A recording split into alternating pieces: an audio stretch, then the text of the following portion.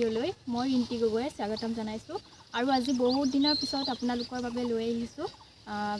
video' গতিকে আপোনালোকে জনাব কেনেকুৱা পালে চাই লগতে বহুত ধন্যবাদ আপোনালোকক আগৰ ভিডিঅ'কেইটাত মোক ইমান বেছি মৰম দিয়াৰ বাবে